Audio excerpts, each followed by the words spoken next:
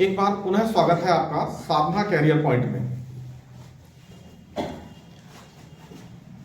हम संधि पर बात कर रहे थे। संधि पर हमने स्वर संधि जिसके पांचों रूप पर हमने अलग अलग बात की, विस्तार से इस पर चर्चा की। इसके बाद हमने बात की व्यंजन संधि पर, उसके नियमों को समझा, कैसे व्यंजन संधि का संधि विच्छेद होगा, कैसे उसके नियमों के अनुसार उसको संधि करेंगे, इस पे समझा। आज हम बात करेंगे विसर्ग संधि की। विसर्ग संधि के नियम क्या है, कैसे इसका संधि विच्छेद होगा, कैसे से करेंगे, इसके बारे में समझते हैं। तो शुरू करते हैं विसर्ग संधि। तो विसर्ग संधि में हम देखेंगे कि विसर्ग संधि है क्या। तो विसर्ग संधि में हमें इतना ध्यान रखना होगा कि पहले विसर्ग आएंगे, इसीलिए इसे विसर्ग संधि कहते हैं। यानी विसर्ग संधि के बाद कोई भी वर्ण आएगा तो विसर्ग संधि कहलाएगा। जैसे अब आप देखोगे शुरू में विसर्ग आएगा, बस इस चीज का ध्यान रखिए कि प्रारंभ में विसर्ग आएगा, यानी प्लस का जो चिन्ह होता है उसके शुरू में विसर्ग दिखाई देंगे आपको, और उसके बाद में कोई अन्य वर्ण आता है तो वो विसर्ग संधि उसके अनुसार, नियम के अनुसार वो बदलेगी।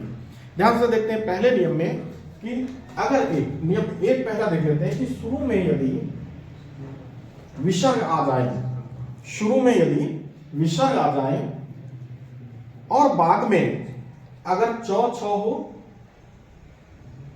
तो शौ में बदल जाएगा, तालव्य शौ में बदलेगा।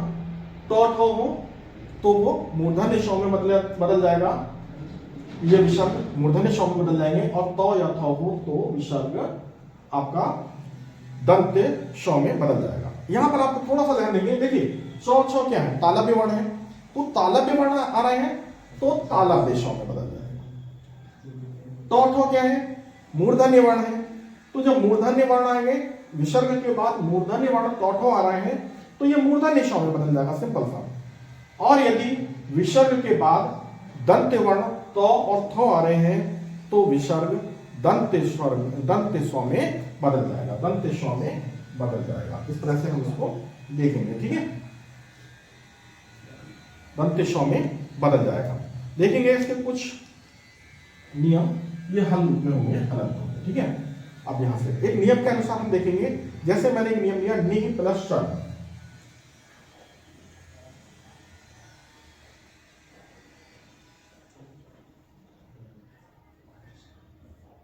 नि प्लस चल। तो अब यहां पर देखेंगे, यहां पर आप थोड़ा सा फोकस करोगे, अब ये प्लस के चिन्ह की तरफ देखो।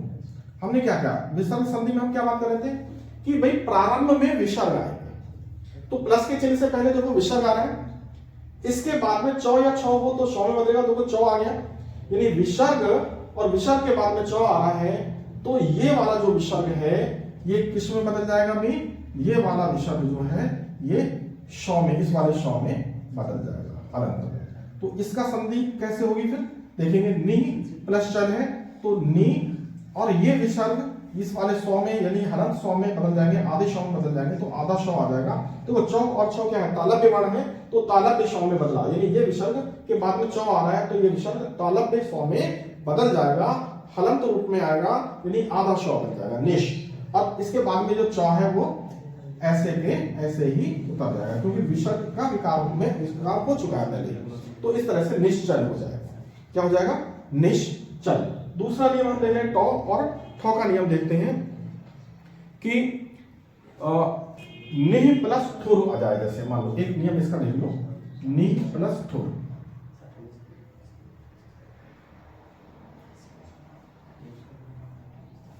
अब ध्यान से देखेंगे, ठो विसर्ग के बाद में ठो आ रहा है, यानी विसर्ग के बाद में टो या ठो हो तो ये मूर्धन्य शौ में बदलेगा, यानी ये विसर्ग किसमें बदल जाएगा, ये वाला विसर्ग आपका बदल जाएगा मूर्धन्य शौ में, हलंत रूप में आ जाएगा। अब आप इसको करो, नि का नि आ जाएगा, ये विसर्ग क्योंकि इसके बाद में ठो आ रहा है तो ये मूर्धन्य शौ में बदलेगा और हलंत रूप में आएगा, यानी आधा बनेगा, तो ये मूर्धन्य शौ में बदल जाएगा। ये मूर्धन्य शौ आता है, आधा बनेगा तो ये हो गया मूर्धन्य शौ का आधा, निस ठुर, तो ठुर निष्ठुर, ऐसे निष्ठुर इस तरह से बन जाएगा। और या तो आ जाए विसर्ग के बाद में तो फिर क्या आ जाएगा, जैसे अगर हम देखते हैं नी प्लस तेज,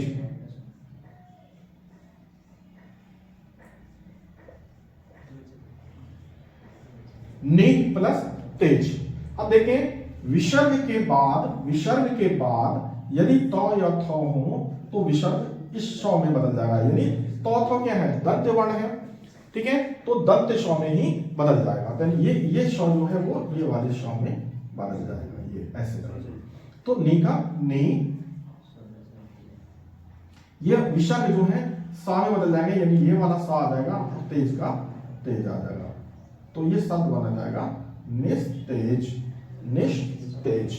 तो इस तरह से देखेंगे। एक उदाहरण और आप अगर इसका लेना चाहोगे तो और ले सकते हो, जैसे नी प्लस छल की जगह नी प्लस छल कर दो, नी प्लस छल, तो क्या हो जाएगा, तो ये बराबर हो जाएगा, देखो क्या हो जाएगा, नी का नी आ जाएगा। अब विसर्ग के बाद छ है तो ये वाला विसर्ग छ अगर आ जाएगा, छ या छ आ जाएगा तो तालव्य शौ में बदलेगा, यानी ये वाला शौ आ जाएगा हलंत रूप में, यानी आधा आएगा निश। अब छल का छल उतार दोगे आप, निश छल। दूसरा देख लेंगे कि निष्ठुर आया था, ठीक है, और भी इसमें से धनु प्लस टंकार,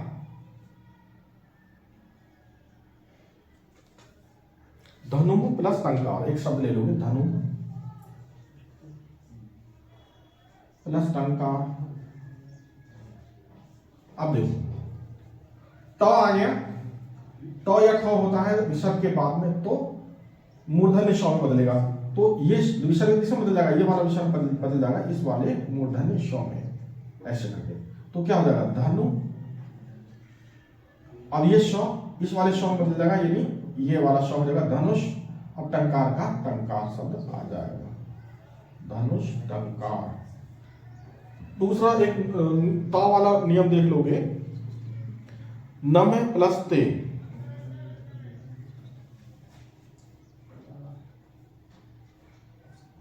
नमः प्लस ते।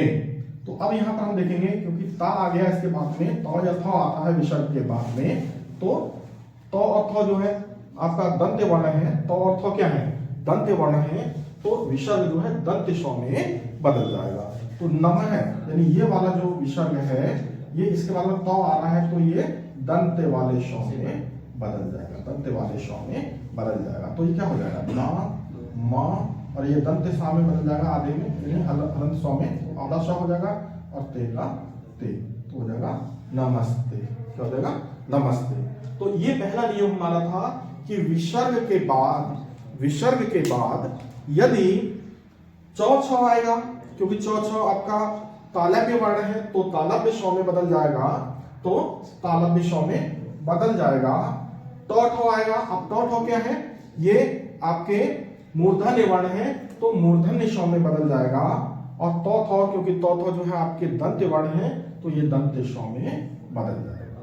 तो इस तरह से हमने देखा कि ये काम करेगा, ये नियम विसर्ग का। अब हम दूसरा नियम लेते हैं, इसको लेते हैं कि यदि विसर्ग के बाद तीनों शौ में से कोई शौ आ जाए, तीनों शौ का मतलब या वो आपका तालव्य शौ आ जाए, मूर्धन्य शौ आ जाए, या दंत्य शौ आ जाए, वो शौ आते हैं विसर्ग के बाद में, तो विसर्ग उसी शौ में बदल जाएगा जो सामने होगा, या फिर उसका या विसर्ग ज्यों का त्यों बना रहेगा, यथावत बना रहेगा। इस नियम को थोड़ा सा देखेंगे। देखो यहां पर विसर्ग है, यह है विसर्ग। विसर्ग के बाद यदि इन तीनों शौ में से, ठीक है, इन तीनों शौ में से जो शौ आएगा, ठीक है, अगर ये तीनों शौ आते हैं, तो या तो क्या होगा, या तो विसर्ग ज्यों का त्यों बना रहेगा, विसर्ग यथावत, यथावत का मतलब ज्यों का त्यों, यथावत रहेगा, यथावत बना रहेगा। एक तो कंडीशन ये होगी कि आप विसर्ग को यथावत रहने देंगे, ये भी सही हो जाएगी। या फिर हम कहेंगे कि जो शौ होगा उसके सामने, इनमें से, ठीक है, या फिर सामने वाले शौ में बदल जाएगा, या फिर या सामने वाले सामने बदल जाएगा। सामने वाले मतलब जो इसके सामने दिख रहा है, शौ सामने वाले वर्ण में बदल जाएगा। सामने वाले में बदल जाएगा। ठीक है, तो इसका थोड़ा सा हम ध्यान रखेंगे। विसर्ग का थोड़ा सा देखेंगे कि विसर्ग के बाद अगर ये तीनों शव आ रहे हैं तो या तो ये विसर्ग यथावत बना रहेगा, या तो विसर्ग यथावत बना रहेगा, और या फिर यह होगी कि ये विसर्ग जो है वो सामने वाले शव में बदल जाएगा। ये दो कंडीशन होंगी इसमें। ठीक है, दो कंडीशन होगी कि या तो विसर्ग के बाद में शव या शव ये वाले आ जा रहे हैं, इस प्लस के चिन्ह पे आप फोकस करोगे। इसके बाद में अगर या ये वाले शव अगर आ रहे हैं तो इन 100 में से या विसर्ग ज्यों का त्यों बना रहेगा, या फिर ये जो इनमें से जो 100 सामने होगा वो सामने वाले वर्ण में बदल जाएगा। इसको थोड़ा सा आप देखने की कोशिश करो। देखो जैसे एक उदाहरण हमने लिया, नेह प्लस शासन। उदाहरण देखेंगे आप, नेह प्लस शासन। ठीक है, तो अब आप इसको कैसे करोगे? देखो एक तो हमने क्या बात की, अगर देखो इन तीनों शव में से कोई शव अगर बाद में आ रहा है, कोई भी शव बाद में आ रहा है, तो या तो विसर्ग ज्यों का त्यों बना, यथावत बना रहेगा, ज्यों का त्यों, यानी इसको ऐसे ही लिख दो आप, निह शासन, निह शासन, ऐसे ही आ जाएगा। या फिर या ये जो विसर्ग है, इस यानी जो सामने वाला शव है, ठीक है, या तो विसर्ग इसमें बदल जाएगा, या फिर क्या होगा, देखो एक तो विसर्ग देखो ज्यों का त्यों बना रहेगा, ज्यों का त्यों, ये वाली पहली वाली कंडीशन। दूसरी वाली कंडीशन में क्या कह रहा है कि विसर्ग जो है सामने वाले शव में बदल जाएगा। तो सामने वाले शव में कैसे बदल, क्या है, ये वाला शव है सामने, तो इसी शव में बदल जाएगा।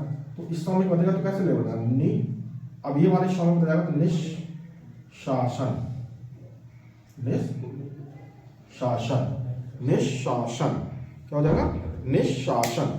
तो जिस तरह से हम देखेंगे,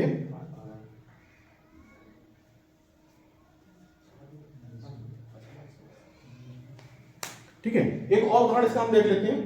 एक तो उदाहरण आपका ये हो गया, एक उदाहरण और देख लेंगे आप इसके कि निह प्लस संदेह।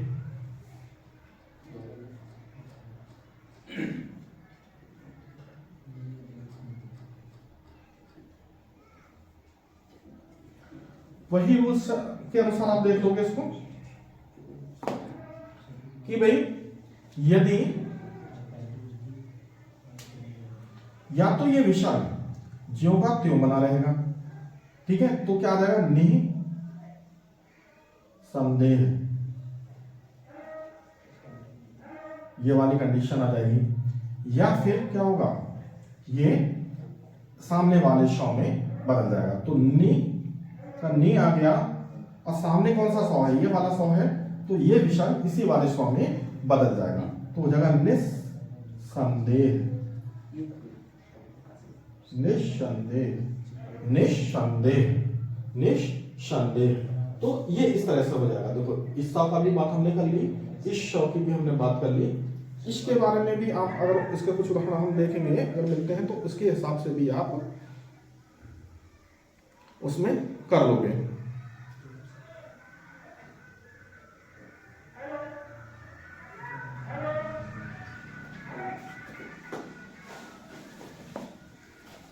ठीक है, देखो इसको ऐसे मैं उदाहरण बता देता हूं, जैसे निह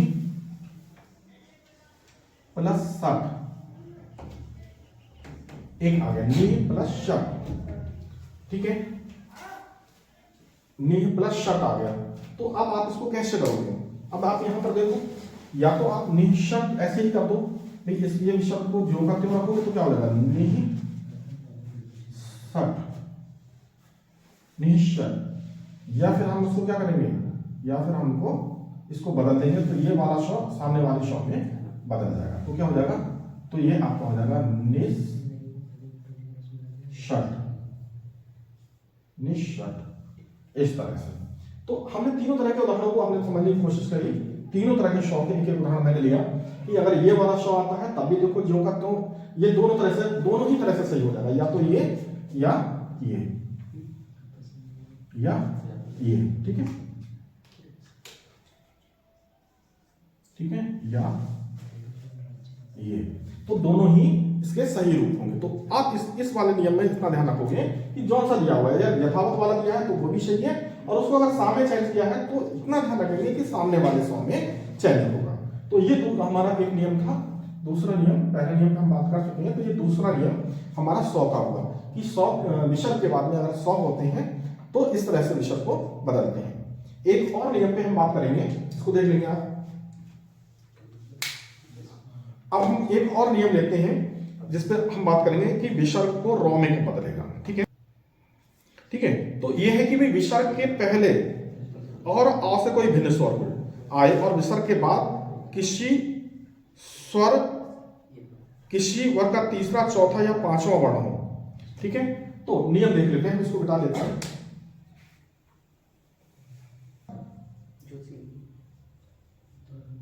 विसर्ग से पहले, विसर्ग से पहले यहां पर आ को छोड़कर, विसर्ग से पहले ऐसे समझ लो, विसर्ग से पहले आपने बड़ा आ को छोड़कर अन्य स्वर हो,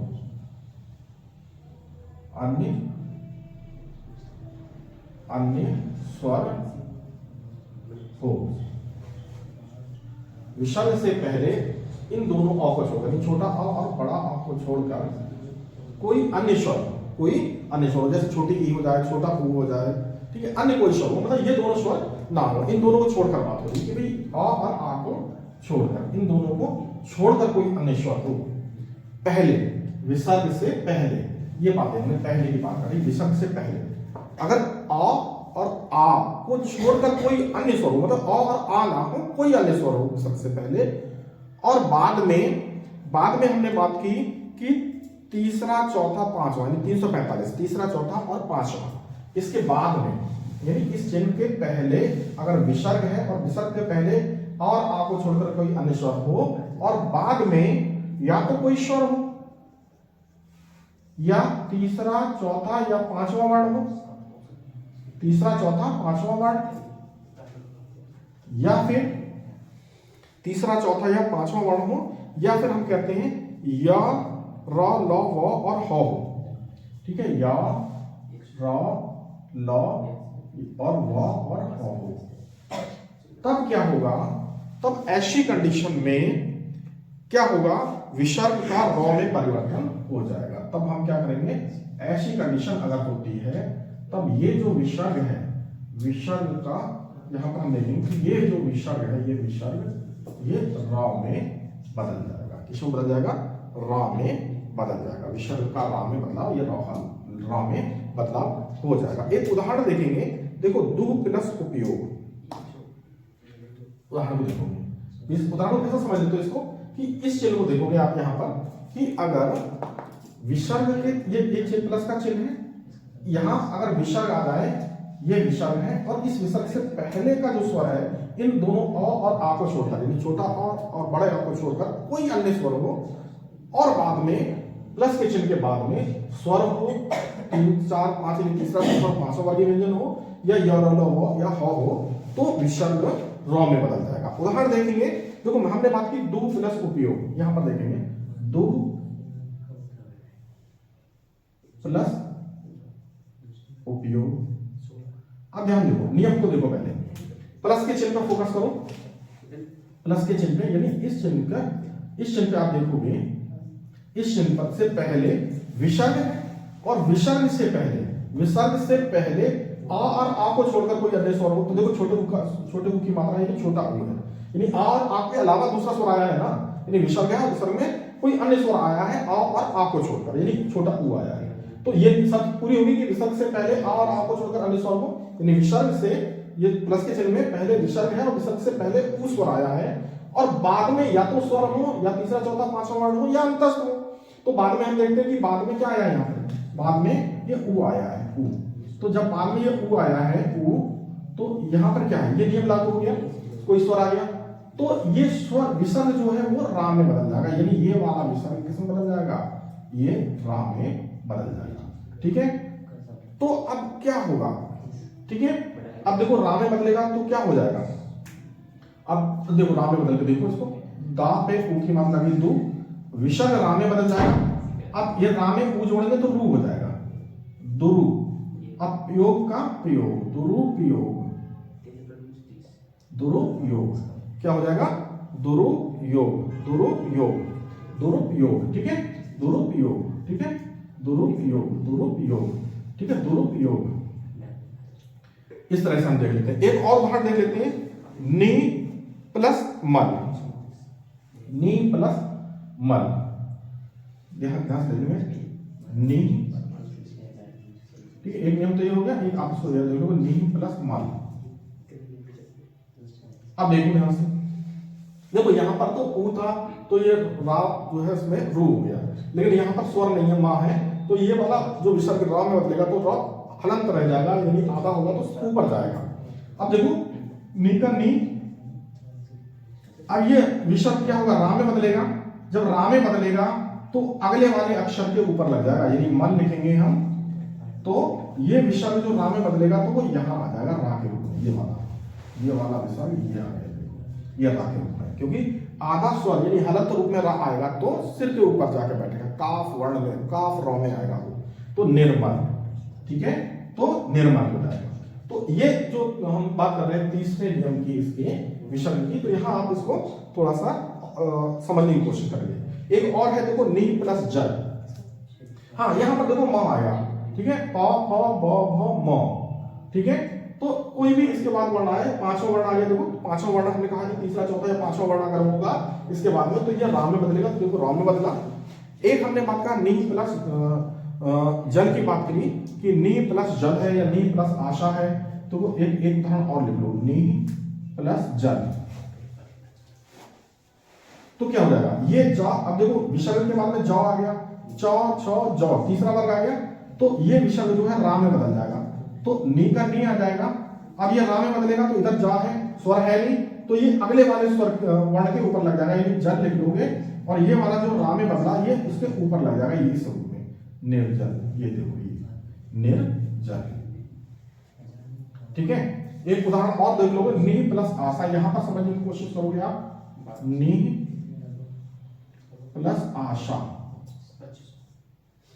नी प्लस आशा, ध्यान से देखेंगे तो आसानी से समझ में आएगा, बहुत कुछ नहीं है, बस नियम को थोड़ा सा फॉलो करिए, नियम को समझते चलिए, ठीक है। बाकी फिर आप एक दो बार करेंगे तो अपने आप से समझ में आने लगेगी चीजें।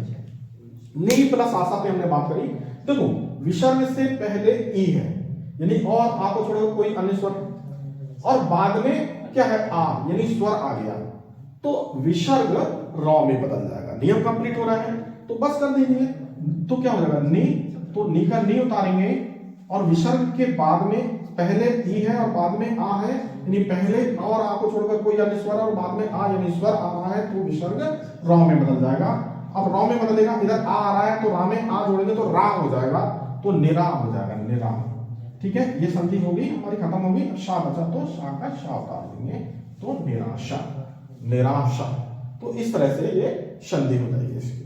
तो इस तरह से हमने देखा कि स्वर आ रहा है तब कैसे कर रहे हैं, चौथा तीसरा पांचवा वर्ण आ रहा है तो कैसे कर रहे हैं, और य और ल का भी हमने उदाहरण लिया, ठीक है, तो किस तरह से ये इसको कर पा रहे हैं हम, ये हो पाएगा। इसके बाद एक नियम हम और लेके हम इसको आगे करने की कोशिश करते हैं कि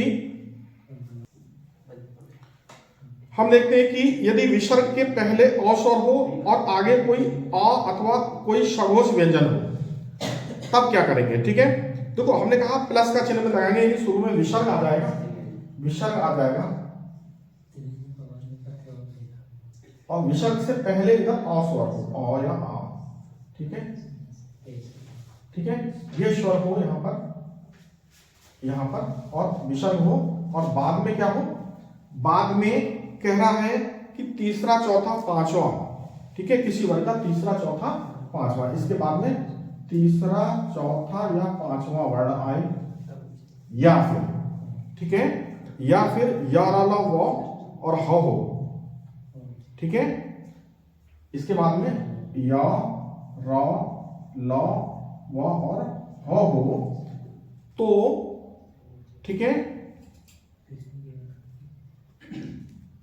ओ हो जाता है, तो विसर्ग किसमें बदल जाएगा, ओ में बदल जाएगा, विसर्ग किसमें बदल जाएगा, ओ में बदल जाएगा, ठीक है। यहां पर हम इसको ध्यान से देखेंगे, देखो मनः प्लस योग, उदाहरण देखेंगे, मनः प्लस योग, ध्यान से देखेंगे, विसर्ग से पहले अ है, छोटा देखो अ है, छोटा अ की मात्रा मानी जाएगी, इसमें जब कोई नहीं है तो वहां पर अ माना जाएगा। तो यानी अ है विसर्ग से पहले और यहाँ पर विसर्ग है और इधर योग है, या वर्ण आ रहा है, या रला में से कोई वर्ण आ जाए तो ये ओ में बदल जाएगा। ये किस में बदल जाएगा?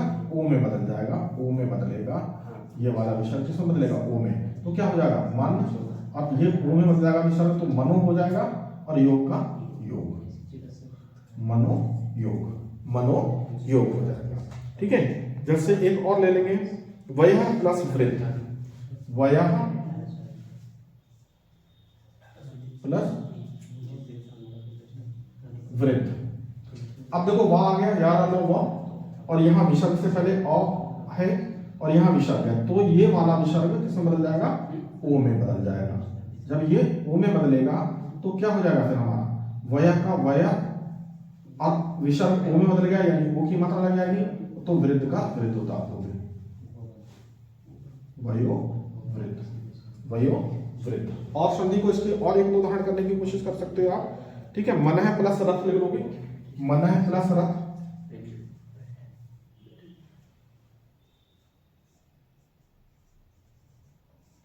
तो क्या हो जाएगा? देखो र, या र आ गया तो विसर्ग किसमें बदल जाएगा? ओ में बदल जाएगा।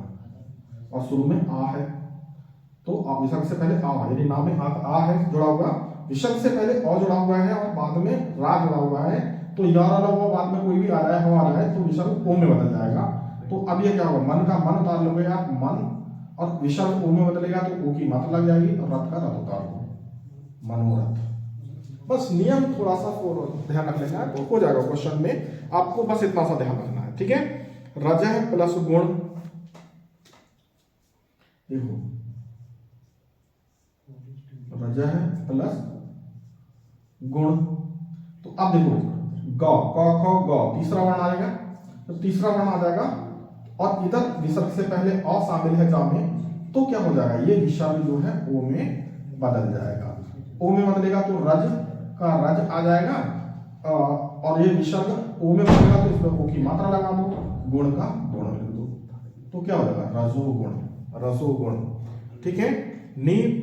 ठीक है, तो इस तरह से हमने इसमें देखा अधः प्लस भाग, अधः प्लस भाग। अब अधः प्लस भाग है, विसर्ग से पहले ध में देख रहे हैं हम आ शामिल है, बाद में तीसरा चौथा पांचवें में से कोई प फ ब भ, प फ ब भ, यानी चौथा वर्ण आ रहा है भ, तो ये चौथा वर्ण आ जा रहा है तो क्या हो जाएगा? ये पहले छोटा अ है और बाद में चौथा वर्ण है, तो ये विसर्ग ओ में बदल जाएगा। जब ओ में बदलेगा तो फिर क्या होगा? ठीक है, जब ये ओ में बदल जाता है तो फिर क्या होगा? तो ये आध का आध उतारेंगे और इसमें ओ की मात्रा आ जाएगी, भाग का भाग, आधो भाग। तो ये चौथा नियम हमारा था। आपको केवल इतना समझ लेना है कि विसर्ग से पहले यदि अ या आ में से कोई भी वर्ण आ रहा है, विसर्ग जहां पर जिस वर्ण पर विसर्ग लगा है उसमें अ या आ हो, यानी मात्रा के रूप में, और बाद में उसके विसर्ग के बाद वाला जो वर्ण जुड़ रहा है उसमें वो तीसरा, किसी वर्ग का तीसरा वर्ण हो, किसी वर्ग का चौथा वर्ण हो, या उस वर्ग का पांचवा वर्ण है, या फिर या र ल यानी अंतस्थ जो है और ह, ये अगर उसमें शामिल हो तो विसर्ग ओ में बदल जाता है, विसर्ग ओ में बदल जाता है। जैसे हमने कहा मन है प्लस योग, तो क्या हुआ? अब मन है में विसर्ग हम देख रहे हैं, विसर्ग से पहले नाम में देखो अ जुड़ा हुआ है, छोटा अ, और इधर वाले में या आ गया, यानी बाद वाला जो अक्षर जुड़ा है वो या है, देखो या, तो या आ जा रहा है। अब हमारा नियम क्या कहता है कि इसमें विसर्ग से पहले अ है और विसर्ग के बाद वाला वर्ण इनमें से कोई वर्ण आ रहा है, यानी या आ जा रहा है, तो विसर्ग ओ में बदल जाएगा। तो देखो ओ में बदला, अब तो ओ में बदलेंगे तो मन पे ओ लगाएंगे तो क्या हो जाएगा? मनो, और योग का योग, तो मनो योग हो गया। ऐसे ही हमने वयः में बात की कि वयः में विसर्ग ओ में बदल जाएगा, क्योंकि यहाँ पर छोटा अ जुड़ा हुआ है इसमें, और इसमें व यानी व क्या है?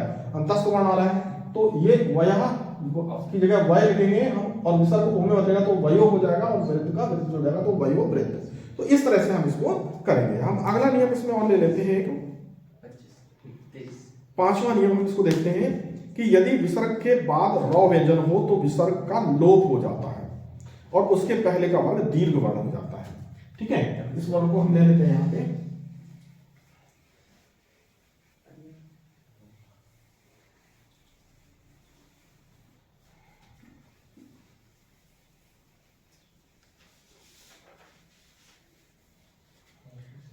कह रहा है कि विसर्ग के आगे यदि र हो, विसर्ग के आगे यदि र हो, ठीक है, तो विसर्ग का लोप हो जाता है और उसके पहले का ह्रस्व वर्ण जो है वो दीर्घ हो जाता है। देखो यहां पर हमने कहा विसर्ग,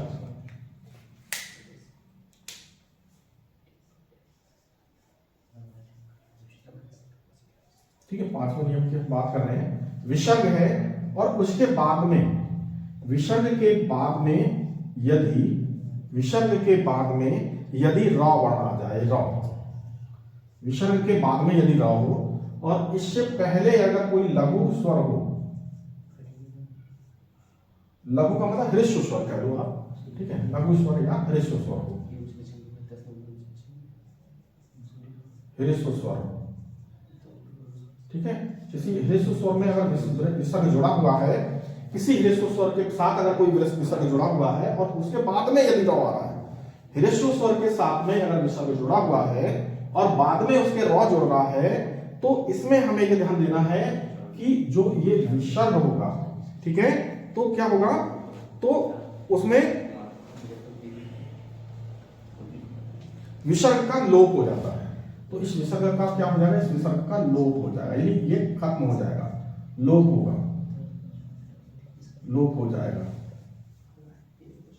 किसका लोप हो जाएगा, इस विसर्ग का, विसर्ग का लोप हो जाएगा, विसर्ग का लोप हो जाएगा। अब और इससे पहले का जो ह्रस्व वर्ण है, अब इसका क्या बात, साथ में क्या बात चलेगी, ये ह्रस्व वर्ण किसमें बदल जाएगा भाई, ये वाला जो ह्रस्व वर्ण है ये दीर्घ स्वर में बदल जाएगा, दीर्घ, दीर्घ स्वर में, ह्रस्व स्वर कितने में बदल जाएगा, दीर्घ स्वर में बदलेगा। ये दो चीजें ध्यान रखेंगे, इसमें दो चीजें एक साथ होगी, विसर्ग का लोप हो जाएगा और दीर्घ, ह्रस्व स्वर दीर्घ स्वर में बदल जाएगा। ध्यान से देखेंगे इसको थोड़ा सा। देखो एक मैंने उदाहरण लिया, नी प्लस रो, ठीक है, नी प्लस रो, उदाहरण को ध्यान से देखेंगे, नी प्लस रो।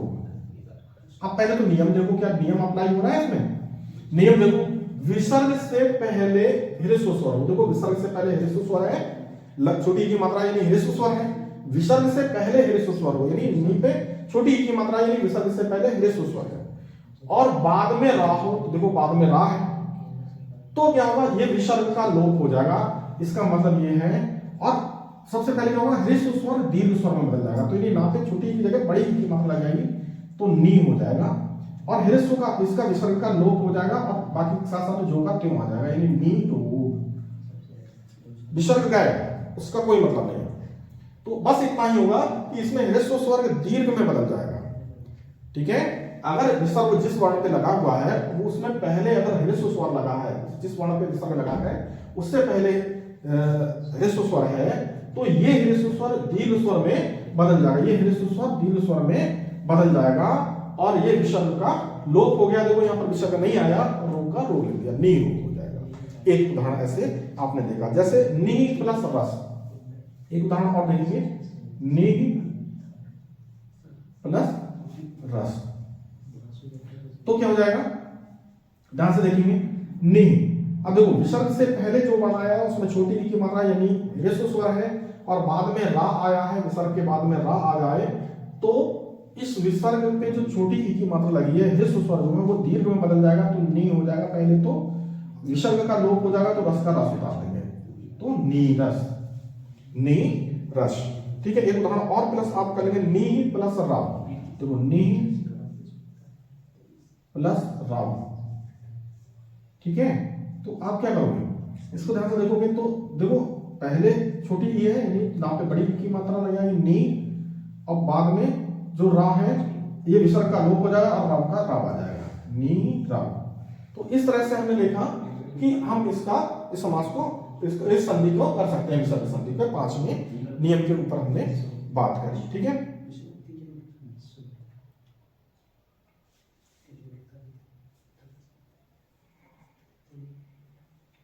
और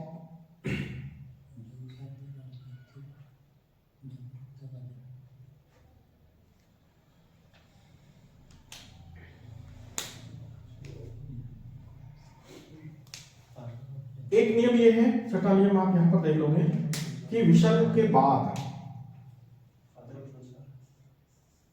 विसर्ग है, इसके बाद कोई भिन्न स्वर आ जाए, भिन्न स्वर।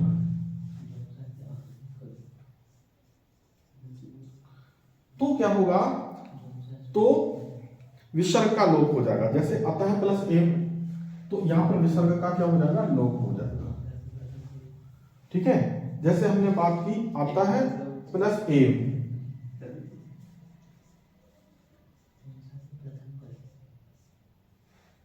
तो क्या हो जाएगा, अतएव, अतएव, ऐसा नियम आ जाएगा एक। ठीक है, और इसमें यह ध्यान दिएगा कि कुछ स्थिति में विसर्ग का जो है सा भी बन जाएगा। जैसे हमने देखा कि कोई भिन्न, जैसे इसको यहां तक बात होगी। अब एक इसमें यहां से देख लो, विसर्ग का सा में बदल जाना, सातवां विसर्ग का, अगर विसर्ग का सा में बदलना, ठीक है। देखो जैसे ज्यादातर इसमें क्या होता है, बाद में विसर्ग के का आता है। तो देखो हमने देखा, जैसे एक है नमः प्लस का,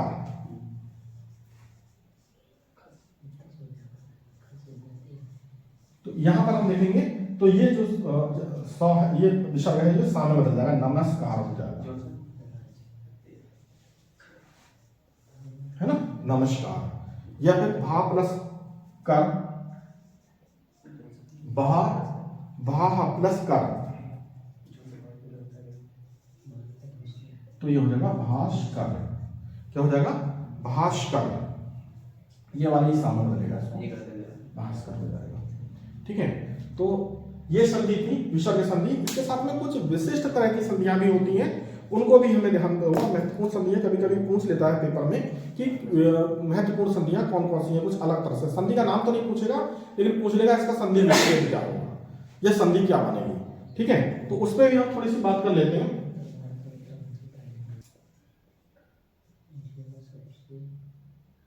अन्य संधि कौन कौन सी है, इस पर थोड़ा सा बात कर लेंगे। देखो अन्य संधि में क्या होता है कि कुछ नियम ऐसे होते हैं, तो जैसे कहा कि यदि किसी पहले कोई अल्प प्राण ध्वनि हो और उसके बाद में हा आ जाए, जैसे सब, सब, ठीक है, सब हम कह रहे हैं, तो देखो सब,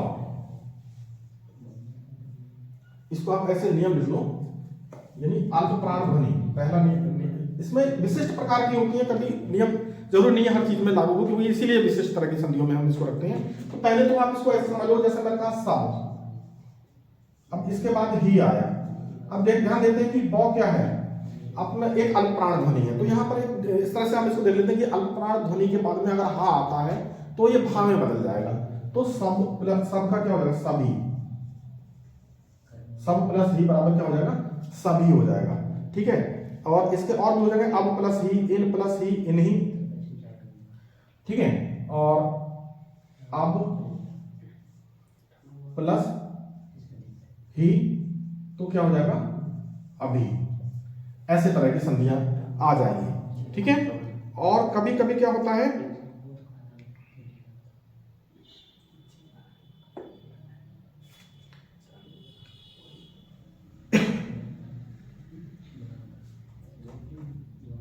जैसे ही हा, एक हा का लोप हो जाना। जैसे एक नियम आप देखोगे, यह प्लस ही, तो यहां पर एक हा का लोप हो जाना, यानी किसी स्वर का लोप हो जाना, किसी वर्ण का लोप हो जाना। तो यहां वर्ण का लोप हो जाएगा, यह और ही है, तो एक हा का लोप हो जाएगा, तो यही रह जाएगा। वह प्लस ही है, तो एक हा का लोप हो गया, तो यह क्या हो जाएगा, वही हो जाएगा। ठीक है, एक नियम यह है कि भाई किसी चीज का, किसी स्वर का लोप हो जाना, जैसे पानी प्लस पानी प्लस घाट। तो अब जब इसको तोड़ोगे तो इसमें से या तो स्वर का लोप हो जाएगा, या स्वर किस में बदल जाएगा, अपने उसमें लघु स्वर में बदल जाएगा। जैसे पन घट, पन, पानी प्लस घाट, तो पन घट, ये सब लघु मतलब उसमें लघु में बदल गया, पन घट। लघु में क्या, इसमें से ई हटी है, ठीक है, तो दूसरा स्वर आ जाएगा, तो मतलब पन घट। तो ये विशिष्ट तरह की संधि में आ जाएगा यहाँ पर। तो ऐसी कुछ संधियां भी आती हैं, इसको भी आप यहाँ पर दोगे। ह्रस्वीकरण वाली संधि होती है, जैसे हाथ प्लस कड़ी है, एक नियम आपका हो जाएगा ह्रस्वीकरण, जैसे हाथ है प्लस कड़ी, तो अब हाथ से स्वर लघु हो जाएगा हथ और कड़ी, ठीक है, हथ प्लस कड़ी, हथ प्लस कड़ी,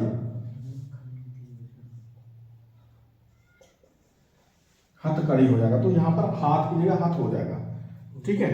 ऐसी हमने बच्चा प्लस पन देखा,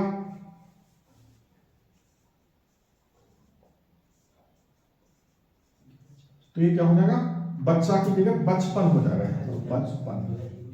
तो ये कुछ विशिष्ट तरह की संधियां होती हैं, इसको थोड़ा सा देख लेना होगा आपको। तो संधि में हमने अभी सब तरह की संधियों की लगभग बात कर ली है। इसको एक दो बार दोहराओगे, कोई भी अगर वर्ण आपको किसी भी संधि में अगर कोई दिक्कत होती है तो आप उसको कमेंट के माध्यम से पूछ सकते हैं, उसको उस पर बात करेंगे। तो आज के लिए बस इतना ही, धन्यवाद।